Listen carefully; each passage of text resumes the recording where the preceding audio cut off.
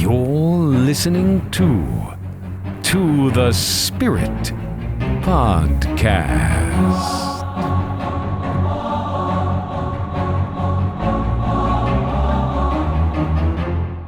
Hi, friends, and welcome to The Spirit. I'm your host, Beck. And I'm Steph. And today's episode is a fun one. We are talking about our favorite horror films. They are going to be all over the place, I can tell. Yep. And we have a special guest today. His name is Ricky. And Ricky's here to add a little bit of joy and levity and probably more random horror films to our list. So, welcome, Rick. Welcome, Hi, guys. Rick. Yes. Hi, nice to be here. So I think if you guys want to grab a pen and paper, you guys can make a nice little list yourself.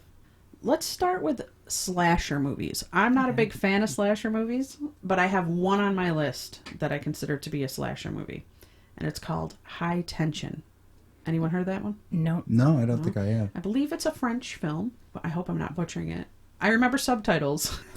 And definitely it was a slasher, but it was female center based. So the lead character was actually female that makes her way through the slasherness. Definitely a recommendation if you're into that type of film. That's cool. I think my favorite slasher movie would be Texas Chainsaw Massacre.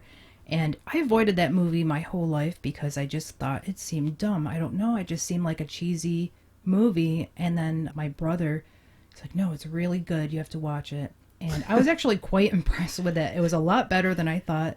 It's not scary to me. The idea of it is scary when you think about what's happening.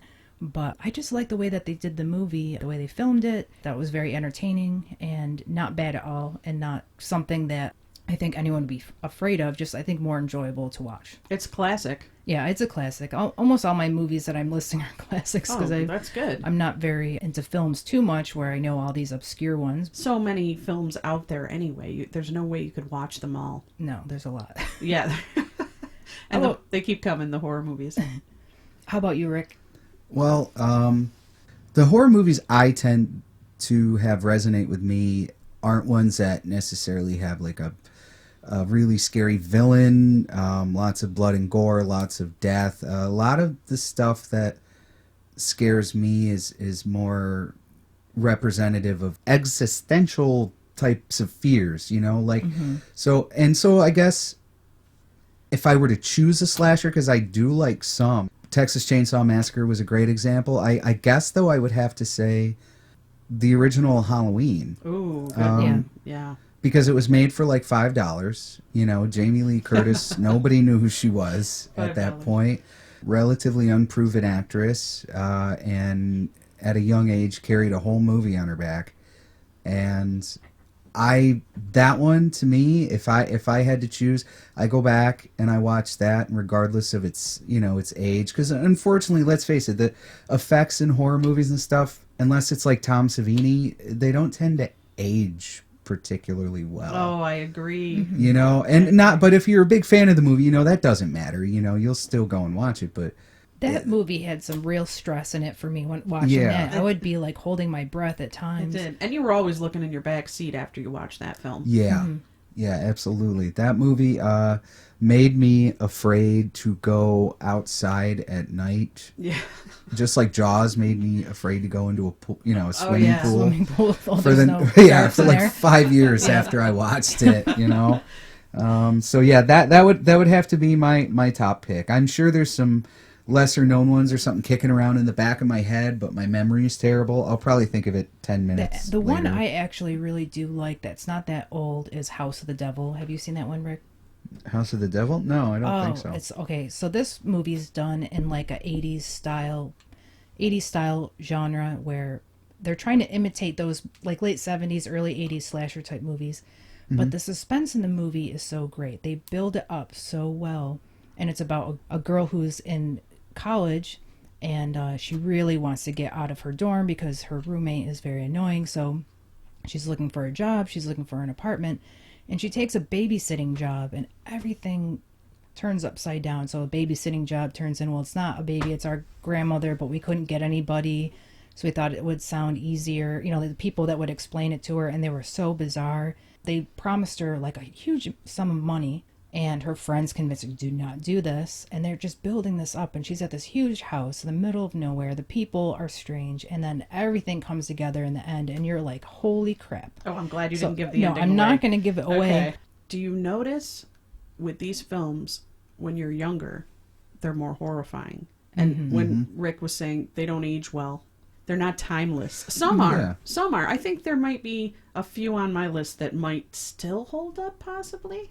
But I think to now's, the current generation, I think they would laugh. I think what we get out of it when we watch them again when we're older is something different than what we got out of them when we were younger. I will say this, though. To me, horror movies are, even though it seems, even slashers, and even though it seems kind of crazy to say, the monster, the effects and stuff, all of that is usually secondary, right? As long as the monster looks cool. How the people die, you know, the crazy creative deaths or like situations, it's all kind of secondary, you know. I think there's certain, I guess, criteria a horror movie needs to be good. And I think almost humor is more important. Okay. In a lot of because you know, even in the most, like, let's say Devil's Rejects, because any of those movies in that series are probably the most nihilistic, kind of depressing. Yeah. I mean, because they're real human beings, you know. There's no voodoo curse or anything making them do what they do. They're just the complete definition of evil. Yeah. You know, but yet even those movies, at times it might be 5 seconds here or there, but they'll take the time to sort of bring levity back to it. They'll insert something funny, you know, there's a little bit of humor there. Or, you know, I also think the horror genre is more reverential of previous generations. You'll always see nods to previous directors in horror movies. You know, like, horror movie creators have a sense of history. For sure. So I think those types of things, to me, more so than scaring me, more so than giving me like crazy, insane death scenes for me to talk about, the other kind of stuff to me is more important. You know, even if it doesn't scare me, if like you take Dawn of the Dead, okay, the original, which might be my second favorite horror movie ever. Nothing about that is scary at all. Even at the time it came out, you know, I mean, I don't think anybody was. Is that the one hiding where under the their zombies seat. were at the mall? Yeah. Okay. Yeah, the original one, and yet almost everybody you talk to, you know, if they've seen it, it hooked them. There was a message there. There was characters there that you had a clear idea of, and it was more so the situation was scary. Like, nobody wants to be in that type of situation. And yes, it's zombies. It's very otherworldly. Like, that's never going to happen. But Unless you're on bath salts. yeah, but it's that ancient, it taps into a primal human fear of that fear of the mob, you know, that fear of being alone, that fear that all of us have when we have to go against the grain or put out an unpopular opinion even, or live a lifestyle that's different from everybody else's. Like, it's the movie's all about isolation, and so that to me is way scarier, because that can happen. The zombies, all that, the crazy bikers who break in and all these other, that's all secondary. It's really representative of something else. So that's the kind of stuff that frightens me. Very well put. Along the same lines of the humorous horror movies, one on my list is The Evil Dead. Yeah. Yes. Evil Dead has a lot of humor, and the spin-offs from The Evil Dead, the Army of Darkness, Yeah. which is still kind of horror, I would say, on the horror line. And who produces the Raimi brothers? Yeah, Was Sam that right? Raimi. Sam Raimi. Yeah. Yeah. And yeah, they did the Xena Warrior Princess show, which I was addicted to back in the 90s. Oh god. Yeah, Hercules too, right? And all Hercules, those? yeah. Good old Kevin Sorbo. Good classic. Along the zombie lines, I have, and I think Steph might have the same one on your list, possibly. Let me 28 look. Days Later. Yes, I like that one a lot. They made zombies scarier because zombies always been slow. And then they're like running at you. Yeah. It's like rage or whatever they called it. I think it was the setting, too, that got me, because it was that dark Yeah. London streets, desolated, empty. There was something so dark that brought this fear into it. More so than Dawn of the Dead, to me. That's just my opinion. Yeah. No, I agree. I think the setting was, because I think it was making different points, right? Steph, you touched on that zombies have gotten faster, in most, in that movie, but that kind of heralded a different type that we really hadn't seen before, unless you look at, what was it, Return of the Living Dead from the 80s with all the punks hanging out. Yes, Oh, yeah. yes. Yeah, but I hate brains. Acid rain. but suddenly we were like every zombie was like Usain Bolt, they were Yep. they were hopped up and crazy, and I see, I think because when you look at Dawn of the Dead versus 28 Days Later, society was at two different places too at that point in time. So I think early 2000s, or even really today, people that like the slow moving zombies wouldn't scare them. Like, it's not. But it's the zombies from 28 Days Later are more reflective, I think, of how much we fear things now. It's no longer like, yes, they're everywhere. They're slowly creeping in, all of our fears, whatever it may be. But now it's like they're violent, just like how in the political sphere and everything going on today. Everything is so violent. The knives are out. People are attacking as hard as they can. I think that's why a lot of zombie movies have it that way now. It's not Adrenaline. even... A lot of adrenaline. Yeah, I love The Walking Dead. I love all those shows. And my mom would remark, oh, it's so gross. I'm like, that's not the point of it. It's the background. It's like what's happening in their little group and their society. That is what makes the story. And it's like something you're relating, or you're inserting yourself into it in some way. Like, what would I do if I was in this situation? I know one of my favorite zombie movies is also not too old. It's called Dead Girl. Never heard of it. I came across it. I'm staying at a friend's house by myself and watching cable, and it was on. I've never seen it. Oh, it's amazing. It's more like a moral dilemma with these teenagers. It's a good teenager movie, and basically they go into an abandoned hospital that's very old, and they're just doing teenage stuff and just goofing around, and they find a girl tied to a hospital bed that's just squirming around and acting bizarre, and they can't communicate with her, and most of the boys want to take advantage of her. So there comes a moral dilemma. And so they don't know that it's a zombie. They just think it's like a mentally ill person that's just trapped there. It makes you wonder, like, how did this person get there? You don't get these questions answered for you. And just the whole storyline in it is brilliant. It's a very, very good movie to watch. And kind of frightening, too. So if anyone wants to check that one out, I think it's excellent. On my list, I have The Shining, which I'm sure Oh, yeah. Yep. we all can agree is a classic top 10 horror film. Mm-hmm. Now, is that a Stanley Kubrick story, or did he just direct that? That's a Stephen King story. That Stanley Kubrick made Yeah. into a film. Okay. Yeah. It's very good. I know that's a great film. And just seeing what he put Shelley Duvall through. And she's got mental illness now, Oh, yeah. which is very sad. I saw her on, I think, Dr. Phil or Dr. something. Phil. Yeah. She attributed a lot of her anxieties and panic to what Kubrick did to her in the movie. Really? Oh, yeah. I mean, he kind of put her through hell. Yeah, Kubrick Wow. was not a very actor-friendly director. He never was. He cared more about shots and framing and things like that than working, like kind of like George Lucas, but not the same, because George Lucas just didn't know how to direct people. Kubrick really just didn't care. And actually, fun fact, Stephen King hated that movie. Yes, he did. But yet he loved, I think it was Langoliers with Bronson Pinchot. Like, I don't know how that works, It's but very odd. yeah, he's the reason why we got the Shining remake on ABC with that guy from Wings. It was... I remember that was terrible. Oh, man. So bad. But the original, yeah. Once again, that's more of like, yes, I know there's ghosts and ideas of possession-induced madness and things like that. But I mean, to me, that's the stuff that right there that I'm talking about that scares me. It's like I'm stuck like 100 miles from civilization in this building with a madman with an axe. Yeah.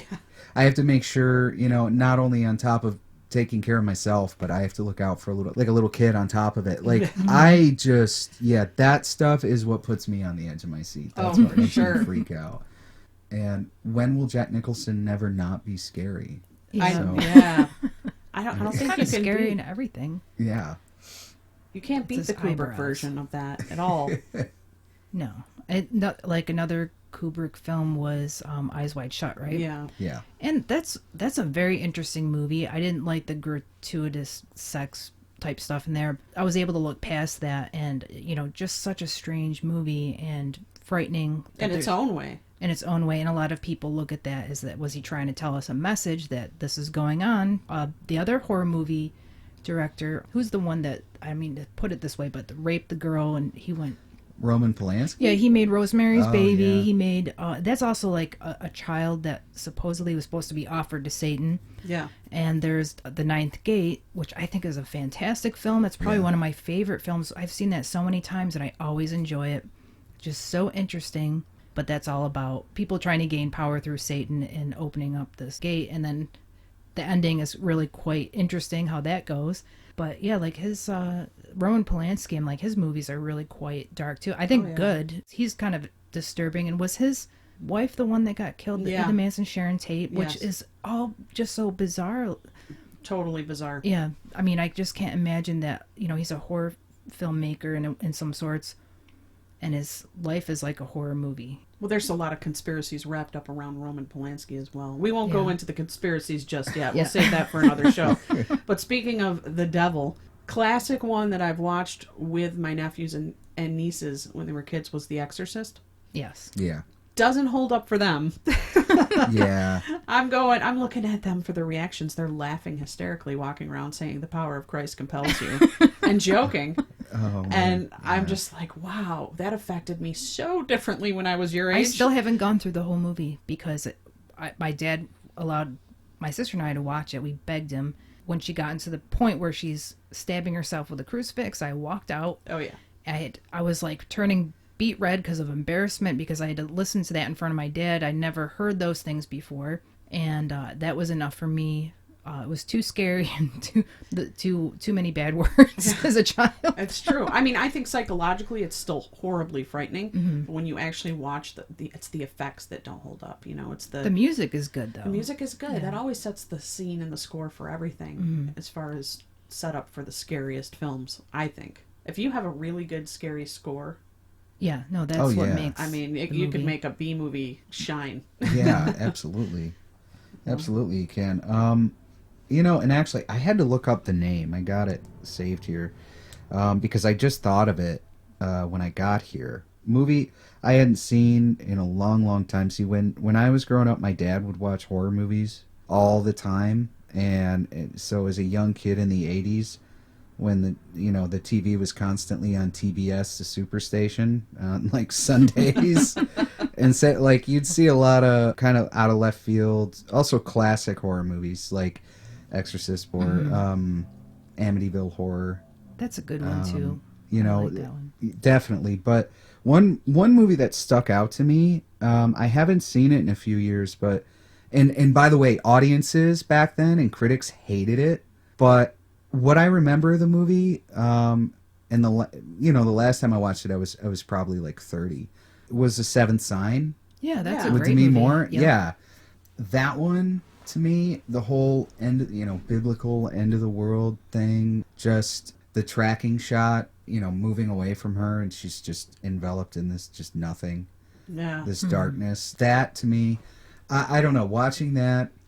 There's certain scenes from that just are like ingrained on my memory, and I'm not a big Demi Moore fan. In fact, I think that's the only movie I can think of that I really liked her in. Oh, you didn't like G.I. Jane? Come on. I thought the premise wasn't bad, it's just more her acting, but No, The Seventh, But- that was a great movie, actually. Seventh Seal. I thought that was good. Yeah. Yeah, I mean, it definitely had that darkness to it that haunted you. It haunted you.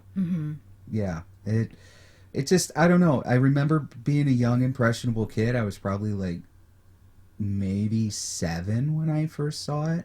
Forget the age of the movie, so I might be off by a year or two. But I don't know. That was something that stuck with me for quite a while after that. I'm sure once again though, I was talking about how they age. Maybe if I go back and watch it now, who knows? But Yeah, It that's might be cheeseball. There's a lot of movies that frightened me so bad as a child, like The Howling. It's really a cheeseball yeah. Oh movie. yeah, I think you even mentioned Chud. Chud was scared Oh, me. my God. Invasion of the Body Snatchers. That seemed to be Yeah. on TV a lot for It some did. reason, and I'm like, it was be like on every Sunday, and I would be so frightened of that movie. And now when I went back to look at the trailers, I was like, wow, they're bad.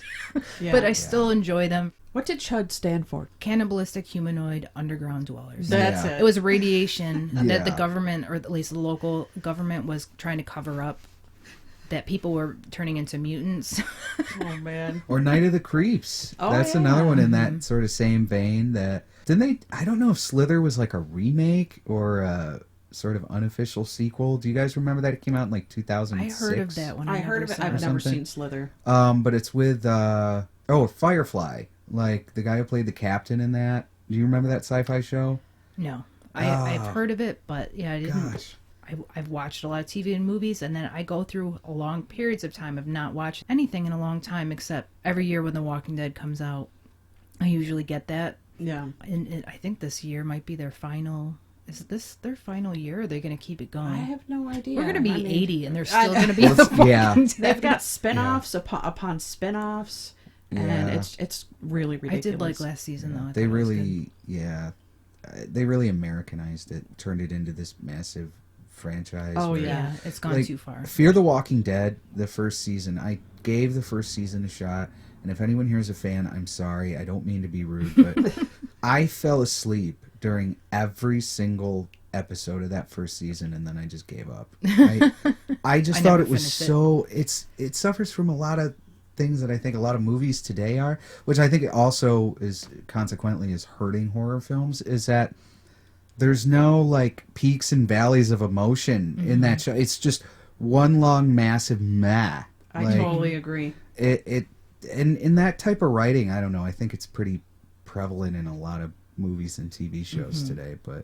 But yeah, it's sad. It's sad because I thought they had a good concept for a TV show. They adapted a great comic and they kind of overexposed it. But the original one, yeah, still I know it has its critics, but I get drawn into it too. Like the It's people a soap are, opera, basically. yeah, You know, Yeah. I mean, it's just A horror soap opera. a horror soap opera, and you get invested in what's going on in their life, and all the characters I really liked are gone. yeah. But then I like some of the new ones too. Oddly, I didn't think I would. I got some scare mail. Okay. I'd like to read. This is from Jason in Queens. Thank you, Jason. He would like to add that The Thing, seeing it's awesome, and a benchmark for practical effects. He also wanted to add the Entity. He said that scared the shit out of him when he was a kid. And Prince of Darkness, and it's an underrated horror movie. He also mentioned The Ring, or Ringu. Oh the original yeah. Ring. Yeah. I have a story about seeing The Ring, and by the way, those are some great picks, buddy. Yeah. Thank I- you, Jason. Yeah, The Thing. Yeah, if we're gonna get into the realm of sci-fi horror, The Thing is something that still I think holds up well today and scares the ever living crap out of me. But that scene when it breaks out of the one guy with the two guys chained to the bench, and the other one's trying to get away, and that still I can't watch that. But The Ring, yeah, I mean I don't know. I can tell it if you guys want to hear it. It's like a 2-second story. Yeah, go but ahead. me and some friends, when The Ring came out in theaters, went to go see it, and one of my friends, he lives on one of the Indian reservations around here, and so coming home, we caught a really late showing. I was on the reservation dropping him off at like, gosh, it was probably almost 1 o'clock in the morning, and there's a lot of stories that float around about that place.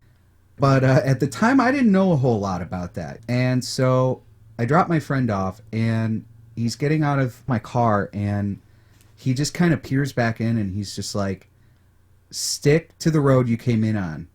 And I didn't really know what that meant. I don't know if he was... at the time, I was like, is he afraid of me getting lost? Like, what? And so I go back the way I came, which is kind of the long way to where I had to go afterwards. But, you know, I'm doing it, and there's, on one side of me, big open field, another side, complete forest. And my car just shut off.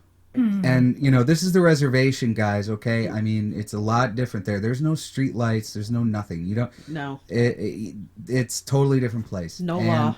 Yeah, no law. I mean, I was pretty friendly with a lot of the locals, so I wasn't too worried about anybody messing with me or anything, but I was kind of worried, like, you know, young kid, broken down. I got 2 friends who are all antsy in the back wanting to go home. And my piece of crap car dies. And at the time, I thought it was just the car. But I turn the key back, turn it back again, and the lights turn on, but the engine doesn't even try to turn over. I don't even know how that happens. You know when your you know, battery's dead? Like, you should hear some ticking noise. If none of that whatsoever. And the radio was off because we were talking, and the radio by itself came on. And there was no station. It was all like staticky, but certain words came through, like "get out." Oh, you know, all of these things. And we're sitting there, and I have one friend. I'm a bit different now. I'm kind of less skeptical of that stuff now, but back then I was fairly skeptical, and I kept trying to say everything was going to be okay. You know, we're fine. We're only like a half mile from my friend's place that we just dropped off. Worst comes to worst, we just walk back. But he's refusing to get out of the car. He's freaking out. I pop the hood. Everything's fine. Can't see anything wrong. So I shut the hood again, and I was going to get back in the car to figure out what we were going to do. And I sat down, and I put my hands on the steering wheel, and all the lights turned back on again. Wow. And so I started it up. Everything worked fine. We drove out of there. But it was right after seeing The Ring. It's like the worst possible time, you know, you'd want to experience something like that. But I'll never forget that. It was just strange. But I will add a caveat to that. This same car also blew up at one point. Is it a Chevy Cavalier? It is? But it was like the Plymouth knockoff of it. I forget what they're called, but yeah, it basically looked like one. And but it was, you know, so I don't know what it was, but after The Ring, that movie, I mean, we were all on edge after that happened. And then, you know, you go to the middle of nowhere and the middle of the night, and that happens. Yeah, that's... I had a similar experience stuff. after watching Silence of the Lambs. Now, I was kind of young when that came out. Do you know what year that was? It was in the 90s. I thought it was... In the 90s. It was late 80s. I don't know. Maybe it was early 90s. Okay. Yeah. But I was probably just a young teenager anyways. My mom wanted to see it, and my sister also. So we went to the mall, but the showing, you know, it was hard to get a showing. Not that anything bad happened to us, but it put us in a scared frame of mind after seeing it. Mm-hmm. Never seen a movie like that before, where there was like a serial killer that was really demented. 2 serial killers, really, with the guy in jail or whatever talking to Clarice, and then you got the weirdo making a someone's skin suit or whatever. It falls under psychological horror. Yeah. I definitely... Yeah, that movie won awards. That was like the first time that type of movie had won, I think, Oscars or whatever. So after we see it, we're the only ones left there. And we had to go down into the car garage in the basement. You were worried about Hannibal Lecter getting Well, you? we see our car way off in the distance. No one's down there except a guy with a van. Of course.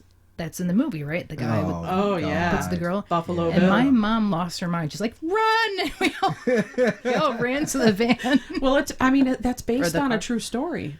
Yes, it's like Buffalo. No, that was part of... Is it Buffalo Bill? Yeah, or Buffalo that was real? Bill. Yeah, that was all based off of a true Yeah, story. There was a book written about it as well. Relating to what Rick was saying in regards to his car, kind of had some alien vibes to it too, just because usually a lot of the UFO stories when people's cars won't turn over and then the radios go on, which leads me to another one of my picks, is alien movies and horror movies, sci-fi, but it can go there. And I know, Steph, I think you had Alien, the original Alien, on your list. Oh. Yes, I love Alien. And I have Prometheus on my list. I love Prometheus, too. I never thought of that, but yeah, that's a great... I think that's like a true sci-fi type movie. It's so sci-fi good. horror, because, you know, the gravity of the situation and they're our makers, you know? Yeah. No, I thought Prometheus had some really awesome concepts in it. Fire in the Sky, if we're going to talk about that too. Oh, yeah, that's a great one. That one... I forget that one, because that one scared me to death as a teenager, I guess. Yeah. that one frightened me so bad. I couldn't get over some of the scenes in there. I have to say, Yeah. it was too much for me to handle. But then when you hear the real story, it kind of wasn't like that at all. No, it was No. totally taken out. I think they do that though mostly. You know, we Yeah, they have to. adaptations, Yeah. and they've got to make it exciting. Yeah. Communion. That actually at the Oh, time, I don't think I've seen that It was one. a little frightening to me, but That was looking back, scary. I don't think it holds up now. No, but Christopher Walken is just a weird looking dude. And Communion again was supposedly based off of Whitley Strieber's Yes. true story again, Yes. which makes that more frightening. I never, if you want to laugh, I never knew what aliens looked like until the Communion came out, because my dad had the book and he hid it in his drawer, and I was always like going through his drawers as a kid trying to find cool things or whatever. When I open up that drawer and I see this great alien with, I've never seen anything like that. I literally closed the door and screamed. It's a classic alien too. In my point of view, if before that, if someone asked me, what does an alien look like? I'm like kind of blobby and chubby with like tentacles. That's my imagination at the time. Like I remember having to sneak downstairs in the middle of the night so I could watch a horror movie. So we used to set up this every Friday night. It was Friday night, Fright Night at our local TV station, and they would play the old classics like Phantom of the Opera and things like that. I couldn't even look at the Phantom of the Opera's face as a child, so when that would pop up, I'd have to close my eyes. That really did frighten me. But when I'd have to sneak downstairs and it was pitch black, my mind would go to aliens for some reason. This is before Communion.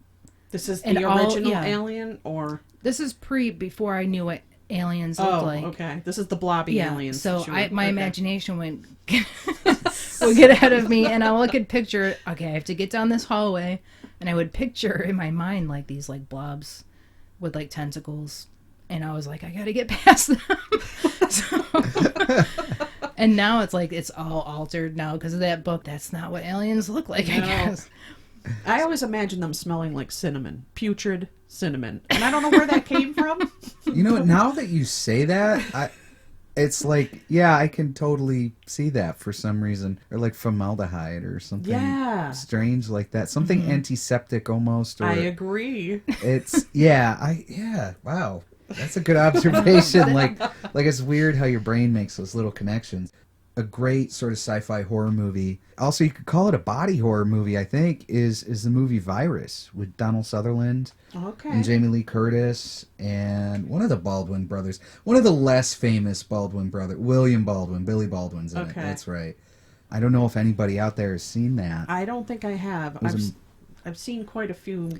I remember that one. They're all like, is he like a laboratory guy? Donald Sutherland? Well, he's like a captain of a tugboat, and they find this I thought military ship. Okay, it must have been another movie he was in that I saw him in a lab coat. Yeah.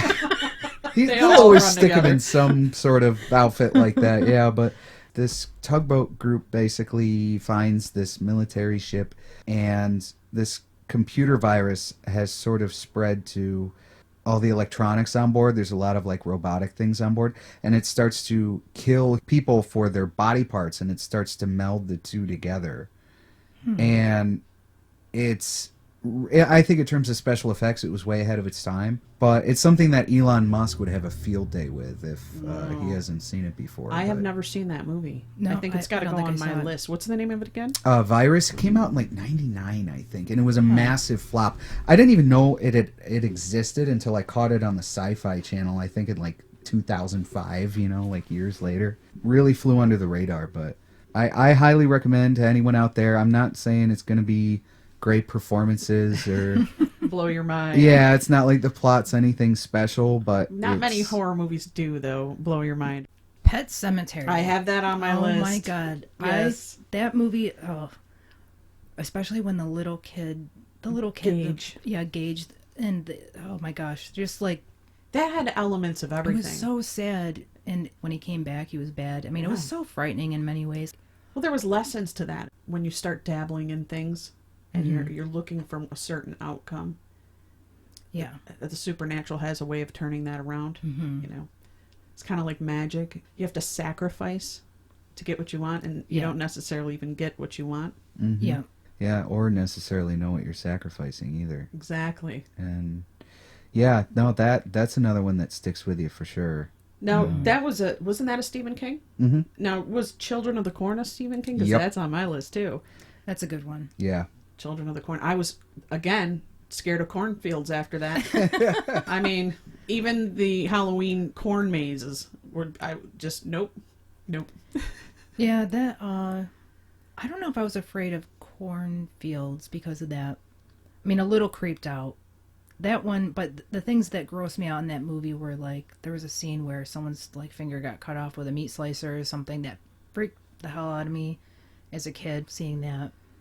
There was a sequel to that too I thought was pretty good. There Yeah. was, yeah. Yeah, there was. And that one and Village of the Damned Yeah. scared me for the same reason. Yeah. Kids are scary. They are. Kids are scary. Kids are nuts. Little Chucky doll is not. Children, even though they're That's a like, pretty even if funny they're the same size, they're creepy. Yeah. They are. Children ghosts are creepy. Anything involved with the children is creepy. Yeah. Yeah. I thought also Freddy Krueger movies, what are those called? Nightmare on Elm Street. The original one's great. They're all funny. They have that. There's a lot of humor in that coming from obviously Freddy Krueger. Right.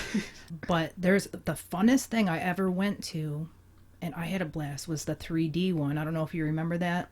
Yeah, I do. Okay. I think it was the number 3. Was it the number Yeah, I 3 think it was the movie? third And they did it movie. in 3D. And oh my gosh, I think myself, my sister, we all went to go. It was huge lines to get into the movie theater. And it was probably one of the funnest things I ever went to. Wow. I don't think I've ever seen any horror movie in 3D unless you consider like Godzilla versus the King Kong. original, definitely a horror movie. Okay. Yeah, no, the original, yeah. That was what they were going for. Yeah, I agree. I think in a way it is. I mean, I would count it. Okay. I would count it. Different kind of horror, but Great, fun, I think. Now, Yeah. a super psychological movie that really frightened me as an adult. It was kind of recent. It was called The Strangers with Liv Taylor. yeah. Or Tyler? Liv Tyler. Liv Tyler, Yeah. yeah. That one, yeah, definitely. Never heard of that one. That's a Never great saw pick. it. You got to see that one. That There's one a will, lot I haven't that seen. one will make you afraid. Afraid of. Yeah, one of the other movies that, now we were talking about the Exorcism earlier. The Exorcism of Emily Rose. Oh, yeah. When I first Yeah. watched that, I honestly slept with the holy water next to me for 2 weeks. Yeah. And now I can watch that and I feel okay. But there were certain parts of that movie that was a big revelation to me because I had issues with waking up at 3 a.m. for years. And I would wake up at 3 a.m. with severe anxiety. It would be like, what would wake me up would be my heart pounding.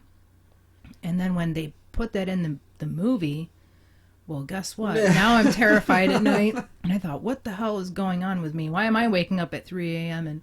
And I never heard of that being like the devil's hour. So that movie scared me a lot. I really took a long time psychologically to feel like I could sleep at night without thinking about it. I think anything with the devil. I believe you have The Right on your list. Yes. And The Right, I read the book beforehand. I was all excited about reading it. I think they did a great job because it really is accurate with a lot of the stories that was based off of The Exorcist. The person that wrote it interviewed The Exorcist, and there's a lot of references of people from the book that are in the movie.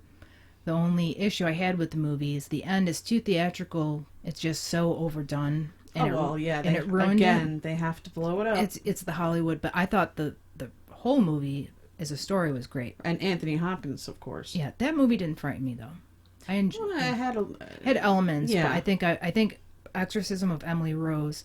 I don't know. To me, that was like the one thing that scared me. So when I saw that one not too long after that, I think I kind of got over it, and that type of thing didn't scare me so much. Plus, I read the book, and it kind of prepared me a little bit. So maybe that's why. Exorcism of Emily Rose is based off of Annalise Michel, who was a person that they weren't really sure if she was possessed or mentally ill. But I'm telling you, if you go online, you can listen to the actual audio of her, and it's so frightening. I've never heard anything like that. I don't know if I've ever heard it. There's a few crazy people in my neighborhood.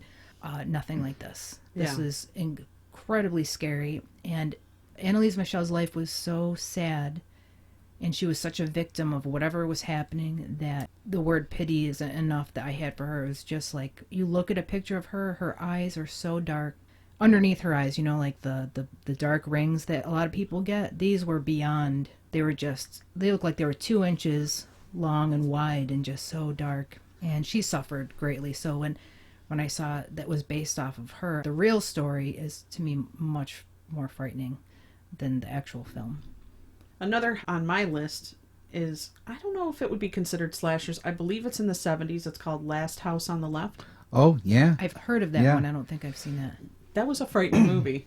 I the- feel like that still might hold up. What was the story Yeah. behind that? Last House on the Left was basically a house. It was a family that lived in a house kind of in a cul-de-sac type of deal. And Way out in the middle of nowhere. Way out. And you had your basic psychopaths come in Yeah. and just murder. Yeah. But again, it had a lot of elements that movie, The Strangers, I was speaking about. It kind of had these elements of just living in a home and just feeling not safe, or feeling someone else is in control of the situation. Yeah, it's kind of like a softer version of I Spit on Your Grave. Right. Oh, okay. In a Yeah. certain respect. Yeah, like it's... Yeah, that one is a classic. I even enjoyed the remake that came out did not too. that long ago. I thought that was good. I thought they stuck to the original movie fairly well. You know, just kind of gave it an update. It was pretty decent. We were talking about Christopher Walken earlier, and once again, not the greatest movie ever or anything, but one that I still go back and watch, and it's not particularly scary, is the movie The Prophecy. Now, if you go back and watch it now, it definitely suffers from a bad case of the 90s. Okay. But, I mean, there's something... basically, Walken plays the angel Gabriel, and he's tired of the battle between heaven and hell. He really wants Judgment Day to come. He's just this old, broken-down soldier who he's done fighting for humanity. He's done with this. He can't take it anymore. Doesn't see the point. And so he decides to make Armageddon happen. And he does this by finding the most evil soul on Earth, which happens to be in Arizona. I don't want to give too many reasons why, but the body that contained it had just passed away, right? And so if he possesses this, it's almost like possessing a nuclear warhead. Viggo Mortensen plays Satan. And it is the scariest, and he's only on the screen for like 3 minutes. But it is the scariest version, and in my opinion, the most realistic version of Satan that I have ever seen. What he says, what he does. He's part super mad genius, part animal in this. I mean, that one, I think that one is, the only time I'm scared is when I see him on the screen as Satan, and he's not even really doing anything. But, I'd have to revisit that movie. But I do slightly recall that. Can you wrap your head around the fact that he said Viggo Mortensen was the scariest devil, Satan, when you've got Al Pacino? Yeah, I know. Hey, if we're comparing who's the better actor, that's a different story. But I mean, it's just I think maybe Mortensen, because if I'm not mistaken, he's a Catholic, and I think he really used his knowledge, his religion to, because I don't know, it's something to see. Yeah, I'm sure you could just, if you just want to see what I'm talking about when it comes to that, I'm sure you could just pull up the clip of his one scene in the movie from YouTube. But yeah, Gabriel's gone rogue, and it's kind of, you know, as a Catholic looking back on it now, I'm like, yeah, this is kind of whatever. But at the same time, it's just Walken's performance and Mortensen's performance. I'll go back and watch it for that, because Walken will always do really great performances in movies he does not care about. Yeah. And minus The Deer Hunter, any really great movies, and I don't know, but I tend to find his performance is kind of like, oh yeah, he was there. Yeah. You know, it's kind of odd, but then you watch something that went straight to DVD and was made for $50,000, and he just happens to be in it. Yeah. And it's like, wow, he is really giving it here. Like, I don't know. He's weird like that. True Romance. He was great in that one. Yeah, absolutely. And that was a bomb, wasn't Yeah, it? Yeah. But that was a great movie. Oh man, True Romance. I hadn't thought about that. I'm gonna go back and watch Me that. too. Now let's talk about Poltergeist 1 and 2. 2 was my favorite. I'm just trying to remember, because there's 3. Is there 3? I think there is. Yeah. I think 2, the reason it scared me is you had that reverend that God is The tall in man. the holy temple. Peace on earth is what he'll bring. Is that the tall man character that's following her around? Yes. Okay. And he's like, come with me, little child. You know? Yeah. That is a scary one. I have That's to the say. scary. But He that drinks the clown- tequila. You know, he gets the worm. He pukes it up, and it's the guy. It's the preacher That's guy. right. Yes. I remember that now. Which one was it with the little Southern lady? Because she's in a few of them. Which one is it where she just like falls over and turns to like dirt? Like Oh, that might be one of the maybe Maybe the third. the third. I think so. But wasn't she? Or when did the girl end up dying In real life? Yeah. After the third one, right? It was after the third one. Yeah. Yeah. There was wasn't there like a bad juju with that movie? Yes. Yeah, Yes, there across was. the whole thing. Gosh, you guys keep touching on movies that are making all my conspiracy theorists like That's okay. notions like go crazy, but that is another one where she if you ever read about her life was a horror movie. Yeah. Yeah. It was terrible. Yeah, it's not. I mean, I'll let the listeners. You can look Look that up for the You I can know, look there's some into terrible it. I things mean, that the girl Yeah. that played the older sister in the first one died. Wasn't she murdered? She was murdered. Oh, I didn't I know think that. so. Yeah. And then there was just bad things that was happening to the cast and during filming and Same thing with The Omen. A lot of people Yeah. died doing The Omen. They had very terrible things, and that was based off of. It was supposed to be the Antichrist, right? The child. yeah. That movie really creeped me out. I even think that when they redid that movie, I don't know if anyone saw the redo, I think I did. was done really well. I don't think I saw the redo. The redo is really good. It's basically the same story. They didn't really, Just updated. just updated. But yeah, The Omen freaked me out a lot. The whole idea, especially with the Rottweilers showing up in the cemetery, and that they're being chased by Rottweilers. So there's just some frightening scenes in there. And the whole idea that the child, I think at the end, the child kind of looks back because he's at the funeral of his father or someone, and the president came, I think, the president of the United States, or I don't know, it was just Don't weird. give away the whole movie. I know, but he Steph. like gives this I know like it's weird from look. 1970, but many people have not seen this movie yet. It's all for you, Damien. Has anyone Yeah. seen The Oh, it's- Witch? The Witch. Yes. No. I've been meaning to see that. I haven't seen It's- it yet though. Oh, I thought it the acting is crazy good in there. was- What about the backdrops and the New England setting? Oh, and the it's- yeah. darkness and the farm. All of it is done really well, but that one disturbing scene that everybody knows, I'm not going to say it, is just like a stomach turner. I was just like, whoa, it's creepy. And I thought it would be more creepier. I than thought that. it was The more end- creepier. I thought that was like one of the scariest witch movies I've ever seen. Yeah, no, that's scary. It was good. It was good, but it was disturbing, and made me feel like I don't know if I could see that again. Now, wasn't it like Summerland?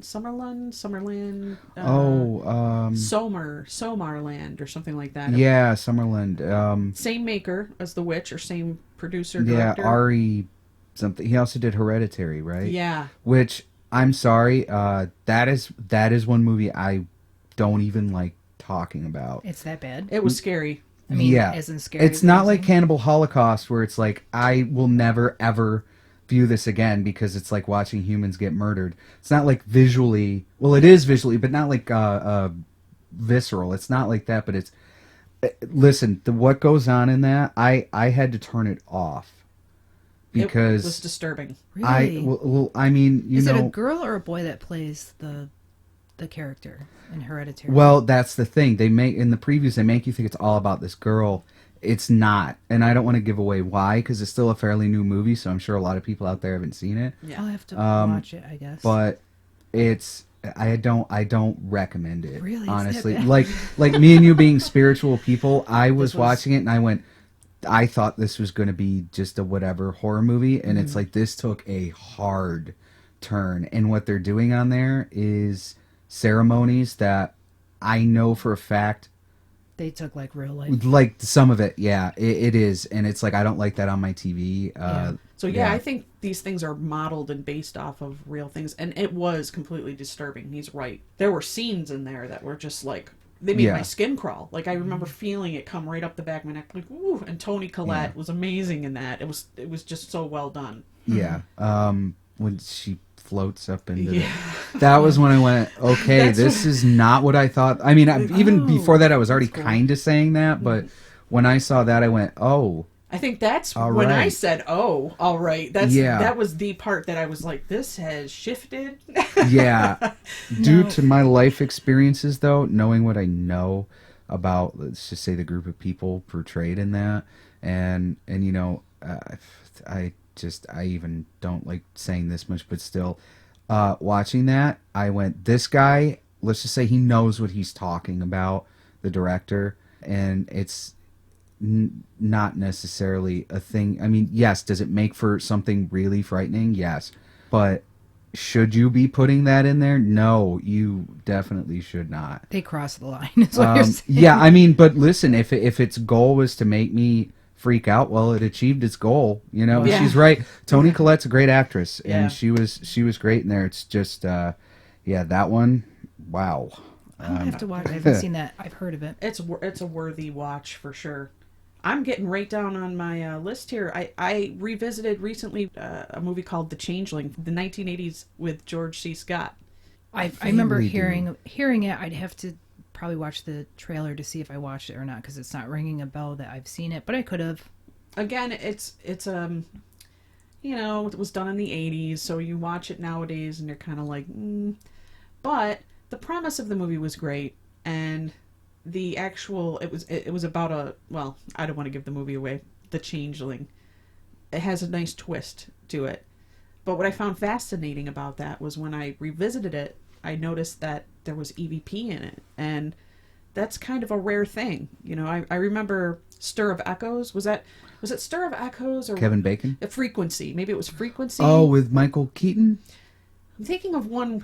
I feel like Kevin Bacon did one where he communicated with the dead. Yeah, that was Stir of Echoes. Okay, Stir of Yeah. Echoes. I was right. Yeah, on. definitely. Yeah. Okay. So I hadn't really never remembered that, but there's a point where he's recording on a reel-to-reel, you know, the old reel-to-reels, and he's picking up this little kid's ghost voice so clear wow. into it, and it just was like, ooh, that held up for me. But the movie itself, just, you know, the effects and some of the acting was really over the top, but it was still fun, and it's so rare. It'd be a good one for people to check out if they've never seen it. Yeah, I think one that I would bring up, it came out in, I think, like 2004, and pretty sure it was a Japanese movie, but it's called Coma, Koma. Once again, I think people would throw it into the suspense sort of category, but really it's about this one young girl. She actually lives through that old urban myth where, you know, waking up in a bathtub full of ice with your kidney taken. Oh. Yeah, and she needs a replacement. Her other kidney isn't doing so good. And I could be getting a couple of these things wrong, and I apologize, small details, but she has to get a new kidney, and she selects someone who from afar, this other girl that she hates, because she has this terrible conception about her. And it's a complete misconception. She thinks she's like this fake, awful person to try to make herself feel better about having to set her up and have her kidney taken. There's this whole reason behind it. Not only that she's sick, but I mean, she owes people money, like the whole thing.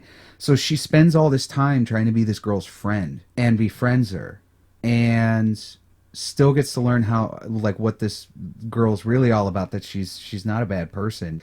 Goes through with it anyway, and it turns into this whole conflict between the two. And not to give away the ending fully, but the girl who was responsible for all this, she gets what she wanted and realizes, just kind of like you were talking about with the magic thing before, where it's like, maybe it would have been better to just, you know, not go through with any of this. It's like, yeah, maybe you're alive, but look what you've wrought. You know. And so that one, to me, I don't, man, the conflict at the end between these two women, like, I'm just like, yeah, get her.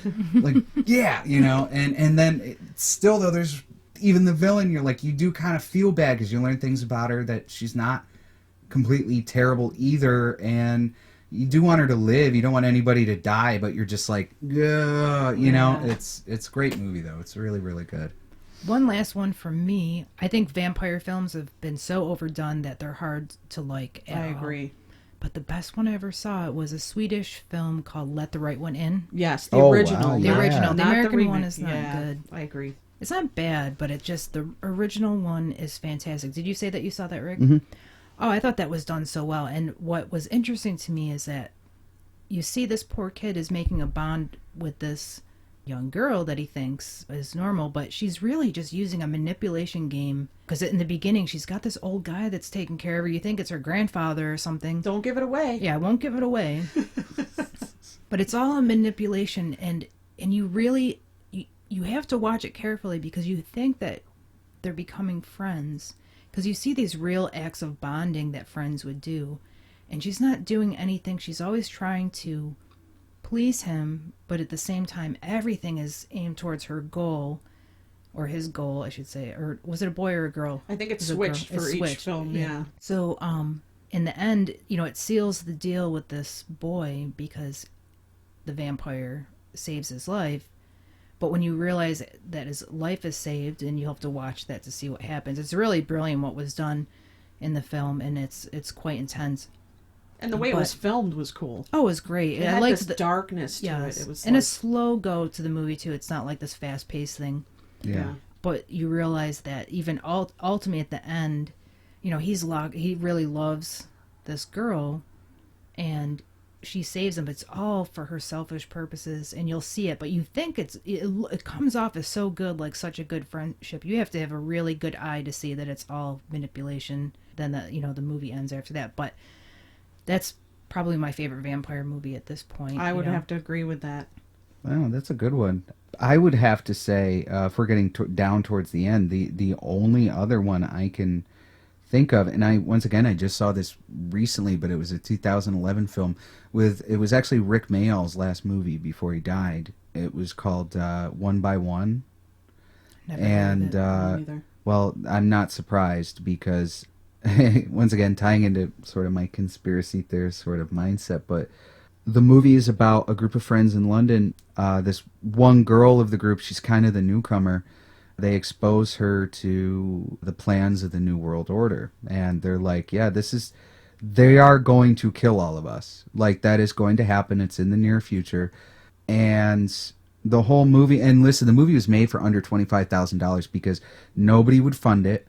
Rick Mayall actually did it for free. And he was a big proponent of the movie before it came out, and then he inexplicably has a heart attack. But it comes out, and they won't release it on DVD in large numbers. I had to order mine from the UK. It's a British movie, and luckily it was region free. I was afraid it wouldn't play, but at the end, it starts to happen, and that is it. There is nowhere to go. You are just sitting in your house, your shop, whatever, and you're just awaiting your death. So that's frightening too. Yeah. My last one on my list, my absolute last one. It's so... Guys, this is a made-for-TV film. I believe it was like on one of the major networks back in the 80s. Mm-hmm. And it was called Dark Night of the Scarecrow. You can find it on YouTube and watch it for free. Terribly wonderful. It was horrifying as a child. But basically the premise is there is a man that's trying to get away from the law or the villagers or whatever the case may be. I believe it was a farm setting. And so he slipped up into a scarecrow to try to hide from being caught. And they shoot him inside the scarecrow. And he inhabits the scarecrow and comes back to take his vengeance. But there were certain scenes, and it definitely doesn't hold up. But if you want to watch something that's going to make you laugh along the lines of Trolls and Troll 2. Oh, boy. I would definitely. I mean, I don't even know if it's as classic as Troll. But, Well, he doesn't sing Groove On Down the Road or anything. no. What was the name of it again? Dark Night of the Scarecrow. I'm going to have to check that out. Yeah. That sounds terr-awesome. It's terr-awesome, and it's free, and you can watch it on YouTube, guys, right now. So is there anything else before we start wrapping, guys? Anything? No, now I feel like I have to watch some more movies if I can fit Yeah, them I've heard some great movies come up that I either haven't seen in a while or haven't seen at all. So yeah, that's great.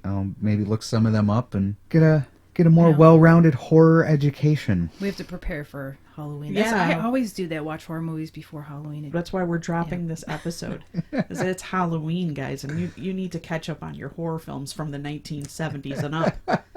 Does anybody have any Halloween movie like traditions? Like, I think for me, seasons always bring along like movies I gotta watch at that point in time. Like this time of year, I have to watch Ghostbusters. I have to watch The Great Pumpkin. Charlie Oh Brown. yeah, of Yeah. course. Oh gosh, yeah, I think that was always the Charlie Brown one. I don't know. I just find a random one. I don't really have any traditions that I have to Whatever watch. pops up. Whatever pops along up. the way. And and especially ones I haven't seen, just to get a new thrill about something. But I like it when they are more Halloween based type of horror movies, which are fun. What was the one that it was I think it was a late 80s. Hocus Pocus. Oh no, Hocus Oh, Pocus. that was That's a 93, classic. right? That's a 92, really 93. actually I used to watch Hocus Pocus. Love that movie. Before Halloween for that one. But there was one, oh gosh, it was little kids and there was monsters in it. They summoned like Oh, Monster Squad. Monster Squad. Yeah, Monster Squad was awesome. Yeah. Good one. Yeah. Oh, Near Dark. I'm sorry, I meant to say that one. Did you guys ever see Near Dark with No. Bill Paxton? Oh, I've another heard of it. classic 80s vampire movie, even though they never say they're vampires. I think actually your brother, Brian, has it, Steph. Oh, okay. I'll have Yeah. to ask if I can watch it with him. Yeah, highly recommend that one. Well, anything Bill Paxton you should Oh, watch. I love Bill Paxton. May he rest in peace. Yep. Do you guys mind if I do a quick plug before No. we close? Okay. For the listeners, just want to let you know right now, between October 5th and the 12th, if you have a Kindle, you can download my book called Look Up, The Journey of a Soul Satellite for 99 cents. It's a countdown deal on Kindle from today to the 12th. And it's got a little actual real life paranormal stories mixed with the ITC research that I do. So if you're into a little bit hairy things, a little frightening, there is that. But there's also a lot of spiritual growth and development as well in there. So again, 99 cents, Kindle deal, October 5th through the 12th. Well, that's it, guys. Thank you so much for coming on the show, Rick. Oh, yeah, no, it was a pleasure. It was great. We love having you. Yeah, I looked forward to this for a while. I did too. And Oh, thanks. we definitely are having you back. Oh, awesome. And Okay. we just want to thank the listeners. I'm Beck. And I'm Steph. And don't forget to floss. Bye, guys. To the spirit. Podcast. Supernatural science. Aliens. I'm ghost. Psychic. Mystic. Spirits. Divine source. Heaven. The dead. It's magic.